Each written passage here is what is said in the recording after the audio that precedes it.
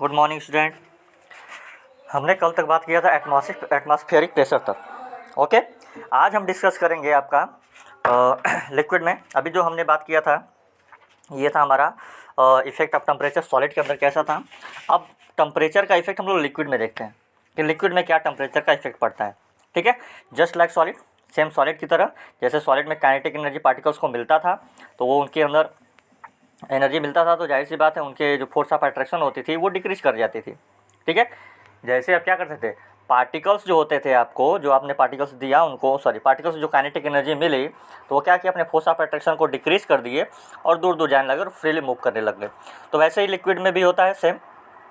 ठीक है, आप वाटर को सप्लाई करते जाओ, आप हीट सप्लाई करते जाओ, हीट सप्लाई करते जाओ और क्या करो, वहाँ पे एक ऐसा पॉइंट आएगा जिस पॉइंट पे पार्टिकल क्या होंगे, उनका फोर्स ऑफ अट्रैक्शन कंप्लीटली खत्म हो जाएगा और वो वेपर में चेंज हो जाते हैं। You know that very clearly. Okay, then we can discuss about the कि this is the when a liquid start changing into gas. अब किस सिचुएशन पर ऐसा होगा, कब कब ऐसा होगा कि देखो एक कंडीशन अप्लाई कर रहे हैं हम यहाँ पे कि कब ऐसा होगा कि वाटर जो है गैस में चेंज हो गया। तो उसके लिए एक टर्म आता है बॉइलिंग पॉइंट।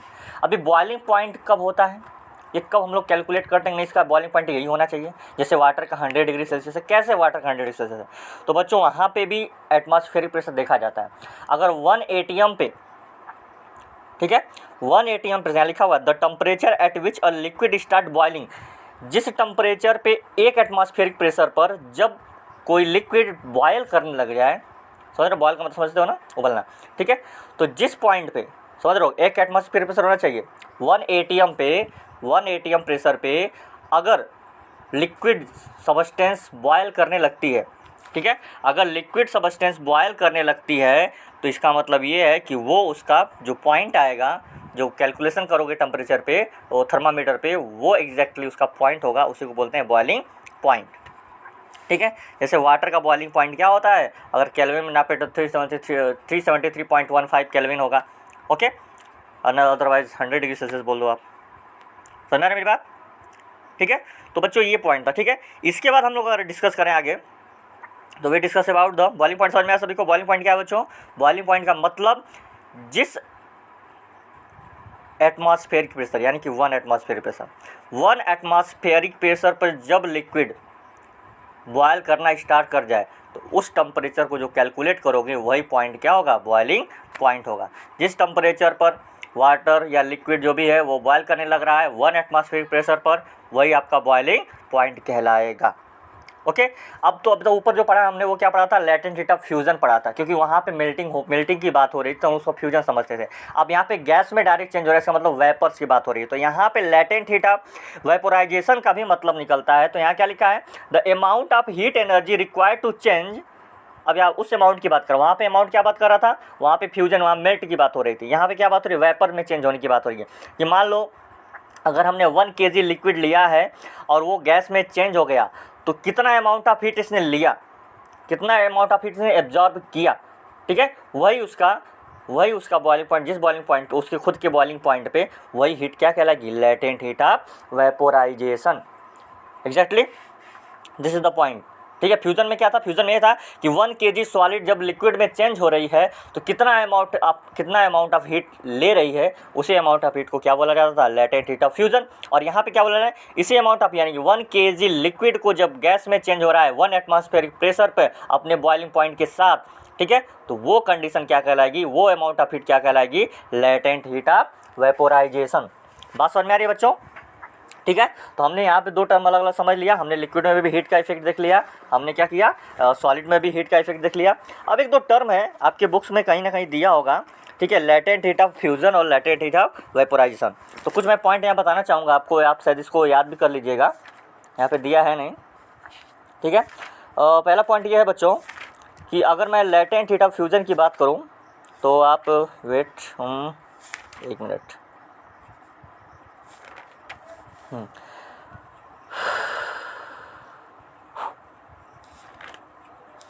Just wait. ठीक है, लेटेंट हीट ऑफ फ्यूजन जो होता है आइस का कितना होता है, सबसे पहला क्वेश्चन आपके लिए।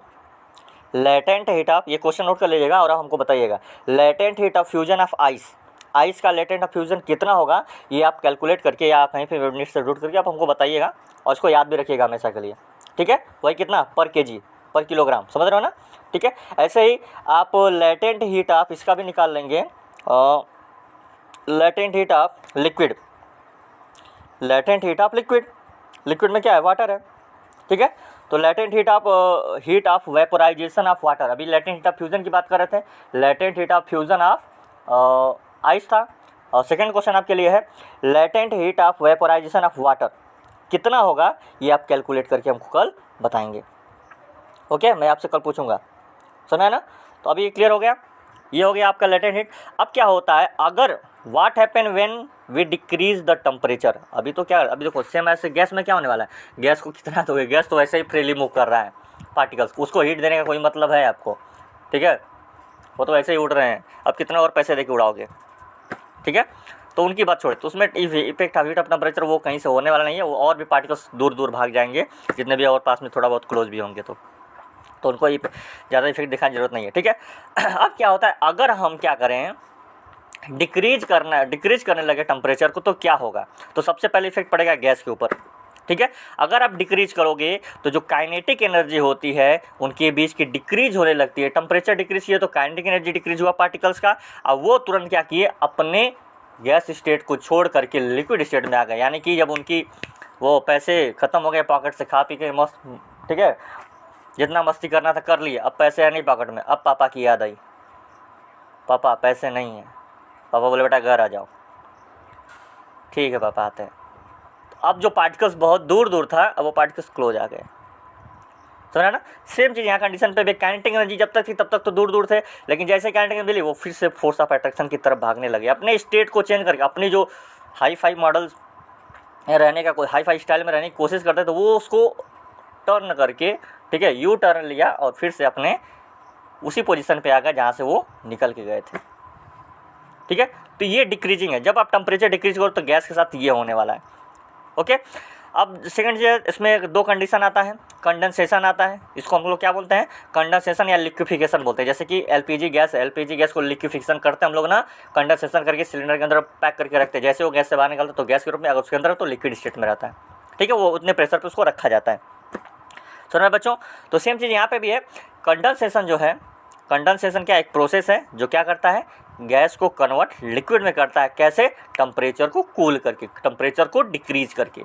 एग्जांपल में जैसे फॉर्मेशन ऑफ क्लाउड, क्लाउड कैसे बनता है, क्लाउड कैसे बनता है, जब वेपर्स घूमते रहते हैं, तो तब तक कोई क्लाउड नहीं है, लेकिन जैसे देखते हैं कि जो हमारे एटमॉस्फेयर का, ठीक है, टेम्परेचर डाउन होने लगता है, तो वो क्या करता है, वो वाटर्स जो वाटर्स होते हैं, जो वेपर्स के रूप में होते हैं, वो वेपर्स ड्रॉपलेट बनने लगते हैं और ड्रॉपलेट्स बनके क्लाउड बना देते हैं। आप तो क्लाउड फॉर्मेशन पढ़े होगे किसी ना किसी क्लास में, 7th 8th में बताया गया होगा कि कैसे क्लाउड, या साथ आपने उससे प्रोजेक्ट भी बनाया होगा, ठीक है। और बाद में वही वाटर वेपर वही वाटर बन के हमारे अर्थ पे रिटर्न आ जाता है, ओके। इसके बाद लिक्विड में क्या होगा, लिक्विड में जब काइनेटिक एनर्जी घट जाएगी, जब टेम्परेचर आप डिक्रीज करोगे तो वो अपने स्टेट को छोड़ करके पुराने स्टेट, यानी कि जैसे अब बेटे के पास पैसा ख़त्म हुआ तो पापा के पास आया, पापा के पास पैसा ख़त्म हुआ तो उन्होंने दादाजी के पास आया, ऐसा कुछ समझ लो कॉम्बिनेशन, ठीक है। सेम चीज़ इधर भी है एग्जैक्टली, ठीक है। तो ऐसे ही फॉर्मेशन ऑफ आइस बन जाता है, ओके।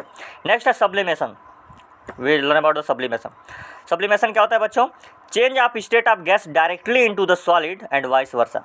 सब्लिमेशन क्या होता है, या तो भाई साहब आप यहाँ पे देखो, यहाँ पे इतने पैसे हो जाते हैं कि वो दादाजी को डायरेक्ट छोड़ के अपने निकल लेता है, कुछ ऐसा कॉम्बिनेशन है, मतलब वो डायरेक्टली अपने जो पुराना स्टेट है उसको छोड़ करके हाई फाई सिटी में चला गया, यानी कि सॉलिड स्टेट को छोड़ के डायरेक्ट गैस में, बीच में लिक्विड से कोई मतलब ही नहीं है, बीच में पापा से कोई लेना देना नहीं है, हमारा डायरेक्ट दादाजी से कनेक्शन था, दादाजी को छोड़ के चले गए, अब पैसे जब खत्म हो गए फिर से वापस आ जाएंगे। तो कहने का मतलब सब्लिमेशन क्या है, सब्लिमेशन स्टेट को चेंज करता है डायरेक्टली सॉलिड से लिक्विड, सॉलिड से गैस या गैस से सॉलिड, इसी को हम लोग क्या बोलते हैं, सब्लिमेशन। जैसे कैम्फोर होता है, कैम्फोर को धूप में रख दो, देखो ऑटोमेटिक गायब हो जाएगा, कुछ देर में डायरेक्टली इवेपोरेट हो जाएगा, सुना है ना।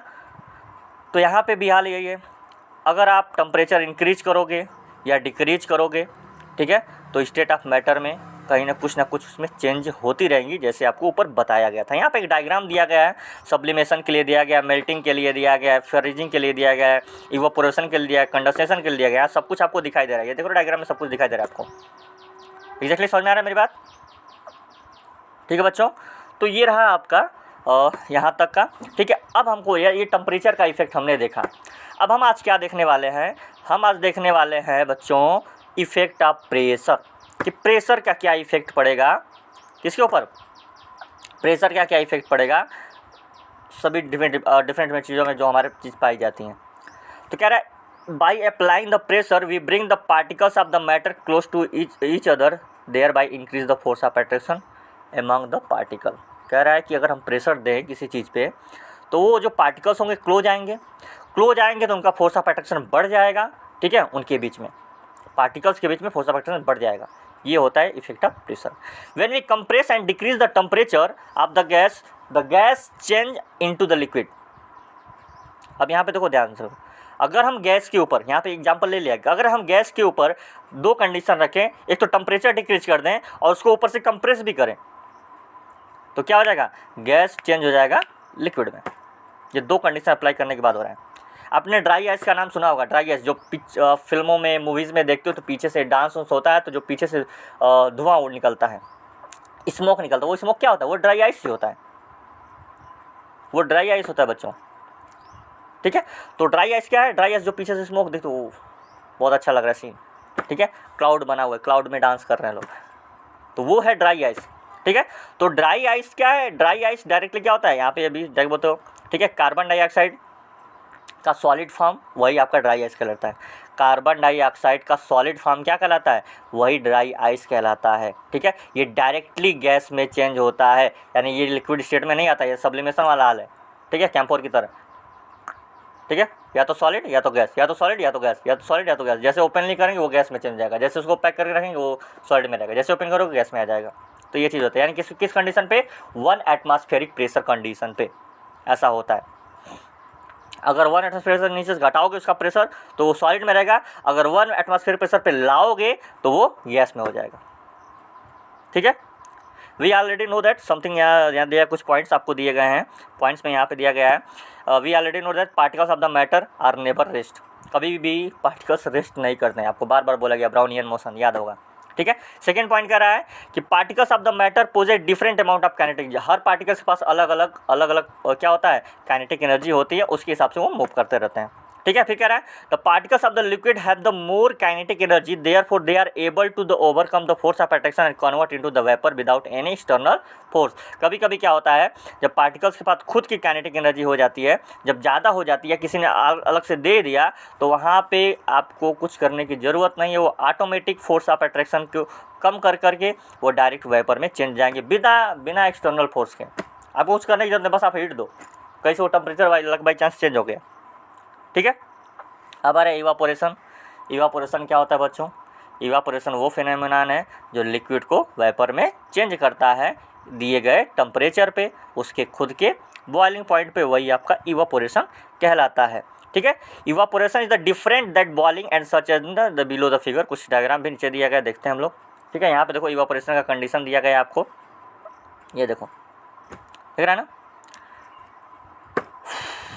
बॉइलिंग में क्या होता है? बॉइलिंग में क्या होता है? बॉइलिंग में क्या होता है? वाटर मॉलिक्यूल रैंडमली मूव करते हैं। ठीक है, बबल्स आपको दिखाई देंगे, किसमें? बॉइलिंग में। इवापोरेशन में वो डायरेक्ट वेपर, गैस में, उसमें गैस दिखाई देगा आपको। ठीक है, स्टीम दिखाई देगा आपको इवापोरेशन में। लेकिन बॉइलिंग में क्या होगा? बॉइलिंग में बबल्स आपको दिखाई देंगे। ये कंडीशन होता है इसमें। क्लियर है? मेरे पास समझ में आ रही है? यहाँ लिखा है vapour pressure is less than, यहाँ कंडीशन दिया कि इवापोरेशन कब होगा? जब vapour pressure is less than atmospheric pressure and bubble can not form. इस कंडीशन में आपका इवापोरेशन होगा। किस कंडीशन में इवापोरेशन होगा? जब वेपर प्रेशर एटमॉस्फेरिक प्रेशर से कम होगा, ठीक है, और वहाँ पे बबल्स न बने, तो इसका मतलब समझो वो इवापोरेशन हो रहा है वहाँ पे। ठीक है, अब यहाँ कह रहा है कि vapour pressure is equal to atmospheric pressure. जब वेपर प्रेशर और एटमॉस्फेरिक दोनों बराबर हो जाएं, वेपर प्रेशर एटमॉस्फेयर दोनों बराबर हो जाएं, तो वहाँ पे बबल्स 100% बनेगा और वो कंडीशन बॉइलिंग कहलाएगी। वो कंडीशन क्या कहलाएगी? बॉइलिंग कहलाएगी। बात समझ में आ रही है बच्चों? नहीं समझ में? फिर ध्यान सुनना मेरी बात। वेपर प्रेशर अगर एटमॉस्फेयर प्रेशर से कम होता है तो बबल वहाँ नहीं बनेगा, इसका मतलब वहाँ इवापोरेशन हो रहा है। अगर वेपर प्रेशर एटमॉस्फेयर प्रेशर के बराबर हो जाता है तो वहाँ बबल 100% बनेगा और उसको हम लोग बॉइलिंग बोलेंगे, ठीक है। और वहाँ पे थर्मामीटर से नाप लेंगे कितना है पॉइंट, ओके। अब यहाँ पे कुछ कंडीशन दिया गया है इवापोरेशन को इफेक्ट करने की। इवापोरेशन कब कब होता है, क्या करने पे इवापोरेशन बढ़ेगा या घटेगा, कुछ कंडीशन है। तो पहले कह रहा है कि सरफेस एरिया अगर आप बढ़ा दोगे, जैसे कि मान लो आपके पास एक ग्लास है और आपके पास एक थाली है, आपने ग्लास में वाटर रखा, आपने थाली में वाटर रखा, दोनों को हीट कर रहे हो, तो इवापोरेशन किस में ज़्यादा होगा, थाली वाले में ज़्यादा होगा कि या इसमें आपका ग्लास वाले में ज़्यादा होगा? क्यों? क्योंकि थाली का स्पेस एरिया बहुत बड़ा है, जो थाली है उसकी जो सरफेस एरिया वो काफ़ी ज़्यादा है, और जो ग्लास है उसका सरफेस एरिया बहुत कम है ना, सरफेस एरिया कम है, उसका सरफेस एरिया बढ़ गया, एरिया उसका ज़्यादा हो गया है। इस वजह से इवापोरेशन उसका हर साइड से होगा, ठीक है। जितना सरफेस एरिया उतना ज़्यादा इवापोरेशन, और जितना कम सरफेस एरिया उतना कम इवापोरेशन। तो क्या होगा, अगर सरफेस एरिया इंक्रीज करोगे तो रेट ऑफ इवापोरेशन भी क्या करेगा, बढ़ेगा। क्यों बढ़ेगा? क्योंकि इवापोरेट इसमें आसानी से हो सकता है, हर पार्टिकल्स को हीट मिल सकती है, मैक्सिमम पार्टिकल्स को हीट मिल सकती है, इस वजह से इवापोरेशन होगा। सेकंड कंडीशन क्या है, अगर आप टेम्परेचर बढ़ाओगे, भाई साहब टेम्परेचर बढ़ाओ तो इवापोरेशन ऐसे ही बढ़ जाएगा, पार्टिकल्स को काइनेटिक एनर्जी मिलेगी, वो धीरे धीरे निकल के चले जाएंगे। तो जितना आप टेम्परेचर उतना तेज इवापोरेशन होगा, बिकॉज आप काइनेटिक एनर्जी यहाँ रीजन भी दिया हुआ है आपको, देखो यहाँ पे आपको दिखाई दे रहा है, ये सब सारी चीज़ें पूरा दिखाया गया है टेबल्स के थ्रू। कह रहा है इंक्रीज द ह्यूमिडिटी, ह्यूमिडिटी में नमी, ठीक है। देखो रेन ऑन होता है ना, जब बारिश तो गिरती है ना, जब नमी होती है तो आपको ठंडा ठंडा महसूस होता है, ठीक है। तो रेट ऑफ इवापोरेशन बढ़ेगा घटेगा, घट जाएगा, ठंडी में ही होता है, ठीक है, कंडेंसेशन वाली हाल हो जाती है, समझा ना। तो जब ह्यूमिडिटी बढ़ती है, जब नमियाँ बढ़ती हैं आपकी साइड में, ठीक है, तो वो डिक्रीज करने लगती हैं। क्या डिक्रीज करने लगेंगे? रेट ऑफ इवापोरेशन डिक्रीज, तभी तो हमारे आसपास में माहौल ठंडा ठंडा लगने लगता है, ठीक है। क्यों? क्योंकि वाटर कंटेन करता है एयर के अंदर, एयर के अंदर वाटर आ जाता है, इस वजह से ह्यूमिडिटी बढ़ती है, ठीक है, समझा ना। और इसलिए इवापोरेशन घटने लग जाएगा। इवापोरेशन क्या हो जाएगा? घटने लग जाएगा। जैसे अब आप ठंडा ठंडा वो गए ना, कोका कोला लेके आए, कोका कोला बहुत ठंडा है, तो देखते हैं उसके ऊपर क्या होता है, बहुत सारे वाटर्स जम जाते हैं। वो कहाँ से आते हैं? वो वेपर्स कंडेंसेस, वो जो एयर में जो वाटर्स मालिक्यूल्स थे वो कंडेंस होकर के वो बॉटल्स पे चिपक गए हैं, ठीक है। तो वही कह रहे हैं, ह्यूमिडिटी बढ़ेगी तो इवापोरेशन घटेगा, समझ रहे ना। अब देखो ना, जादू थोड़े ना होता है, ग्लास में पानी, फ्रिज का पानी लाए ग्लास में, तो ग्लास के ऊपर भी पानी लाए, पानी अंदर से बाहर थोड़े ना आ रहा है, वो जो वेपर में है, जो आसपास में आपके आसपास में है, ठीक है, वेपर्स, वो वेपर्स कंडेंसेस हो गए, ग्लास में चिपक जा रहा है। क्यों? क्योंकि ह्यूमिडिटी वहाँ बढ़ गई थी ग्लास के पास में, ठीक है।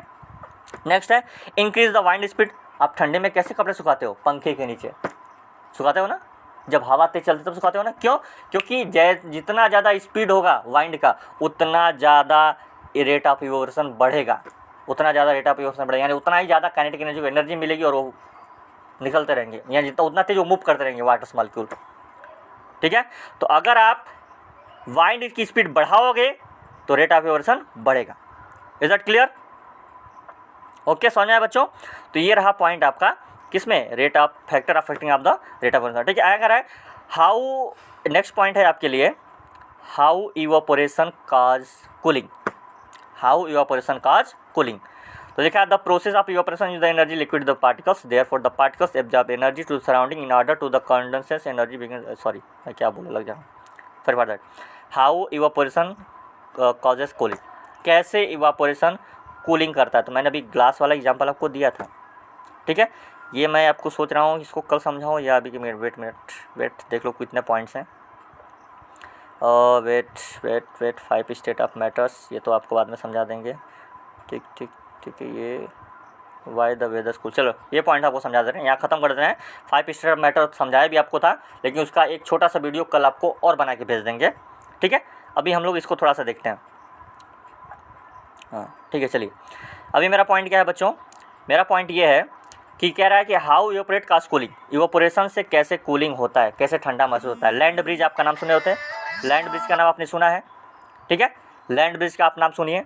और लैंड ब्रिज में, ठीक है बच्चों, लैंड ब्रिज में और सी ब्रिज में वहाँ पे क्या होता है, जब आप समुद्र के पास बैठते हो तो आपको ठंडा महसूस होता है। इवापोरेशन की वजह से हुआ ना, इवापोरेशन की वजह से हुआ ना। कैसे हुआ? इवापोरेशन होता है तभी तो उसका वो जो वेपर्स होते हैं वो कूलिंग इफेक्ट करते हैं।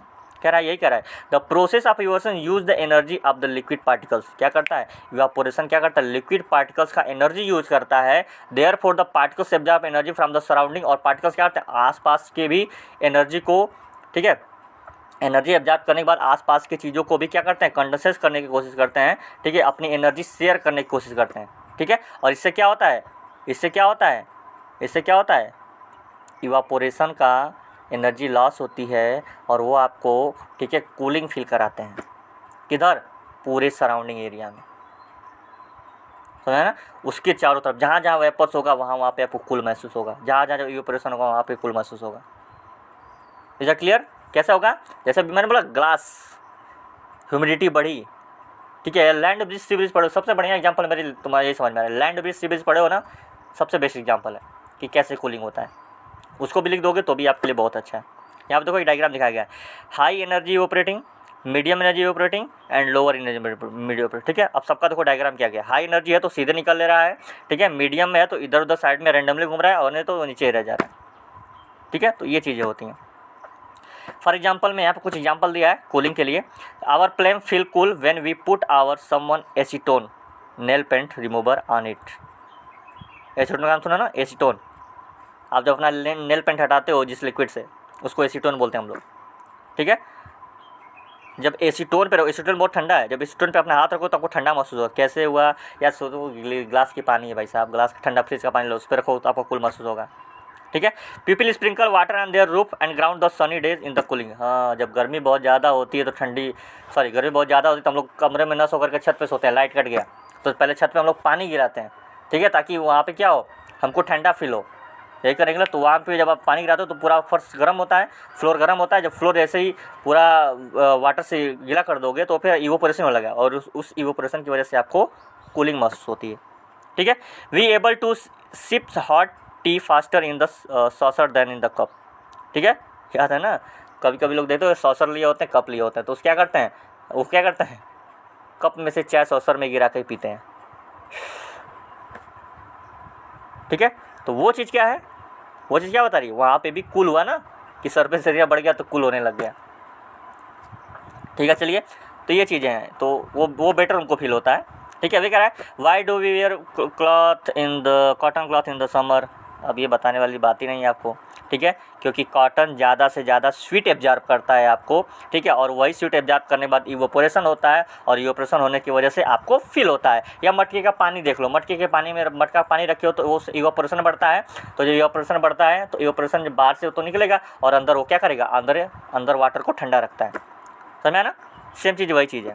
क्या कर रहा है, why the water droplet appear on the surrounding the glass, वही कर रहा है। जो ठंडी चीज़ें होती हैं, ठंडी चीज़ों पे क्यों वाटर ड्रॉपलेट आपको दिखाई देता है, क्यों, क्योंकि आसपास में जो वेपर्स होते हैं ह्यूमिडिटी की वजह से वो उस पर चिपक जाते हैं। मैंने बताया अभी ह्यूमिडिटी बात, ह्यूमिडिटी बढ़ी ग्लास के पास या उस कोक के पास, तो उन्होंने क्या किया, वाटर ड्रॉपलेट्स उस पर जाकर के जो वेपर्स थे वो कन्वर्ट हो गए लिक्विड में। उसकी ये बात, ये पॉइंट्स उसके लेकर आ रहा है, ये मैंने आपको बताया अभी, ठीक है। ये तो कॉटन वाला हो गया, ये तो आपको कूलिंग का एग्जाम्पल दे दिया गया, ठीक है। तो ये जो चीज़ें हैं बच्चों, ये रही आज का लेक्चर। नहीं समझ में आएगा तो फिर से दोबारा देखिएगा, ठीक है। फिर से वही बात कहूँगा, मोस्टली लाइक करने की कोशिश करो ताकि हम भी कुछ समझें कि हाँ पसंद आता है। बाकी तो क्लास में तो कुछ बोलते नहीं हो तुम लोग, चिल्ला के पूछूंगा बस एक ही दो बच्चे बोलते हैं, रिप्लाई करते हैं, क्वेश्चन करते हैं, बाकी तो शांत होके यस सर ओके सर, सब कुछ पूछ भी लिया करो। ओके, चलिए आज कितना ही, बाय बाय।